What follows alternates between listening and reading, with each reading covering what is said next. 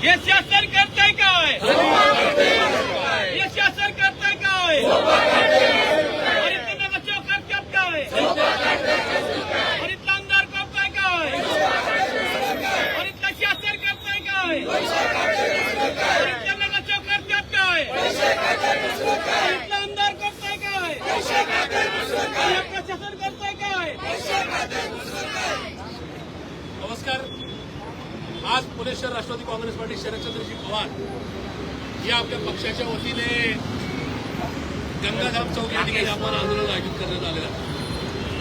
हे आंदोलन करत असताना हे आंदोलन करण्याची नेमकी वेळ कशामुळे आली आहे तर ती इथल्या भाजपच्या नाकारत्या नगरसेवकांमुळे आलेली आहे, इथं असणाऱ्या भाजपच्या आमदारांमुळे आलेली आहे.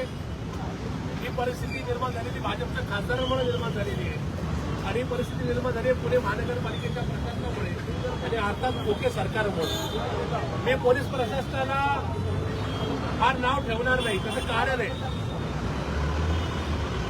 राजा बोले प्रजा चाले तसा प्रकार आहे.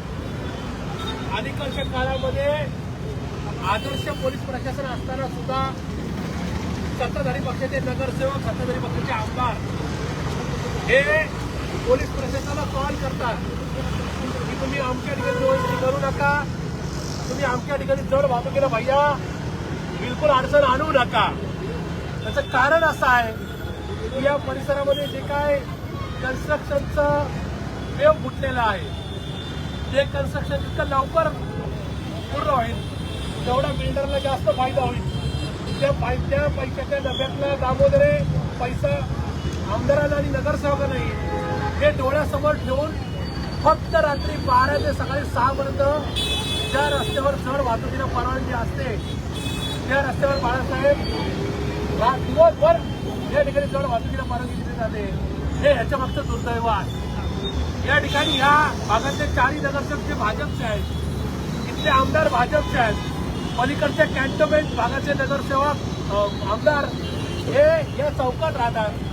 असं असताना या मंडळीचा पलीकडचं आंबेडकर नगर उठवण्यासाठी वेळ आहे का? आनंद नगरमध्ये ज्या झोपडपट्टीमध्ये लोक राहतात त्या आनंद नगरच्या झोपडपट्टीमुळे या बिल्डिंगचं लोकेशन खराब होत आहे.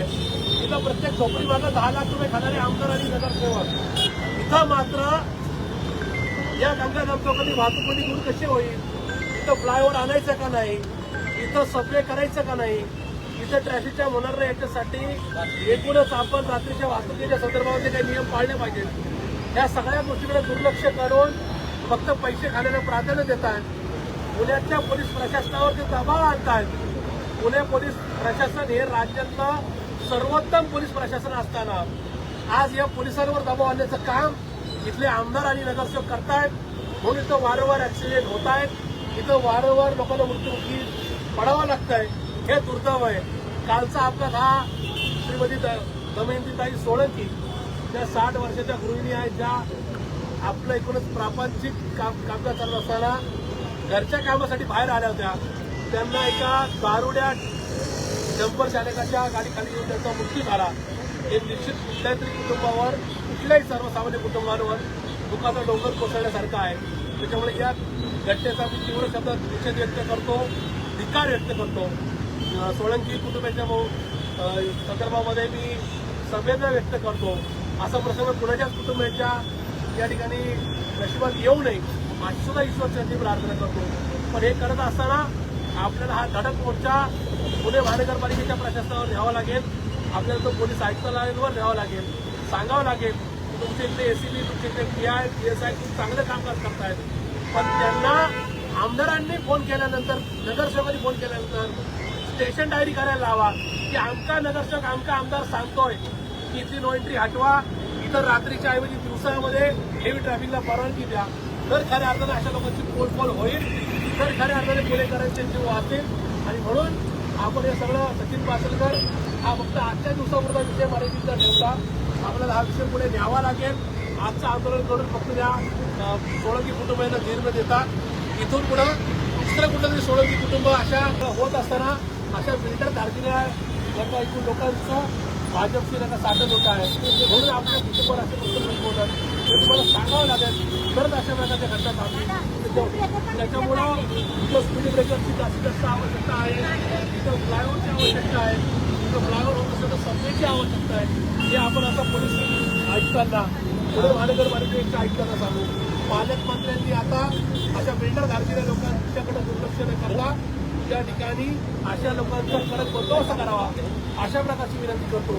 बळी घेणाऱ्या सरकारचं बळी घेणाऱ्या सरकारचं धिक्कार असो.